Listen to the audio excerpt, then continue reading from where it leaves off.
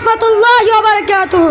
نحمده ونصلي على رسوله الكريم اما بعد فاعوذ بالله من الشیطان الرجیم بسم اللہ الرحمن الرحیم اقرأ باسم ربك الذي خلق خلق الانسان من علق اقرأ وربك الاکرم الذي علم بالقلم علم الانسان ما لم يعلم صدر انجمن اور حاضرین مجلس، آج کے سانہ پروگرام میں جس موضوع پر بولنا چاہتا ہوں وہ علم کی فضیلت۔ سامعین اکرام، ابھی آپ کے سامنے جو آیت کریمہ پڑھی گئی ہے یہی وہ پہلی وحی ہے جو محمد صلی اللہ علیہ وسلم پر اس وقت نازل ہوئی ہے جب آپ غار حرا میں عبادت میں مصروف تھے کہ اچانک جبرائیل علیہ السلام آپ کے پاس آیا اور کہنے لگا اے محمد پڑھیے۔ آپ صلی اللہ علیہ وسلم نے فرمایا میں تو پڑھا ہوا نہیں ہوں۔ جبرائیل علیہ السلام نے آپ صلی اللہ علیہ وسلم کو زور سے بھیجا اور کہا پڑھیے۔ آپ صلی اللہ علیہ وسلم نے پھر وہی کہا میں پڑھا ہوا نہیں ہوں۔ اس طرح 3 مرتبہ جبرائیل علیہ السلام نے آپ صلی اللہ علیہ وسلم کو زور سے بھیجا اور کہا اقرأ باسم ربک الذی خلق،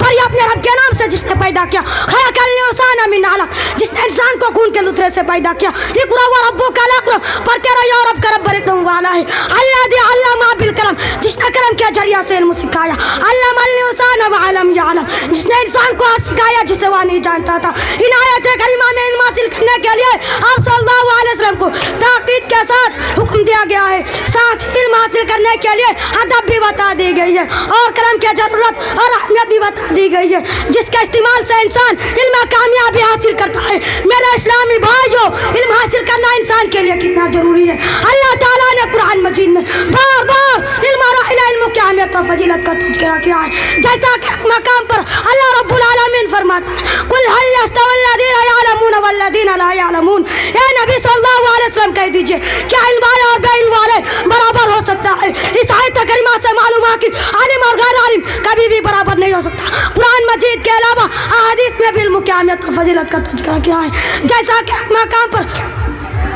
جیسا کہ حضرت ابو درداء رضی اللہ عنہ کہتے ہیں کہ میں نے نبی صلی اللہ علیہ وسلم کو فرماتے ہوئے سنا جو شخص ایسے راستے پر چلے جس میں وہ دین کا علم تلاش کرے تو اللہ تعالیٰ اس کو جنت کے راستے پر لگا دیتے ہیں، اور پھر اس کے طالب علم کے لیے اس کے اس عمل سے خوش ہو کر اپنے پر بچھا دیتے ہیں، اور عالم کے لیے آسمان و زمین مخلوق کے مچھلیاں پانی میں افراد کے دعائیں کرتی ہے، اور عالم کی فضیلت عابد پر ایسا ہی ہے جیسا چاند کو سارے ستاروں پر فضیلت حاصل ہے، اور علماء انبیاء کے وارث ہے۔ انبیاء اپنے ورثے میں دینار اور درہم نہیں چھوڑتے، وہ تو دین کا علم ہی ورثے میں چھوڑ کے جاتے ہیں، بس جس نے وہ علم حاصل کر لیا اس نے صرف وہ فضل کا ایک بڑا حصہ حاصل کر لیا۔ اس لیے میرے بھائیو ہمیں چاہیے کہ زیادہ سے زیادہ علم حاصل کرے، اللہ کو میں عام کرے،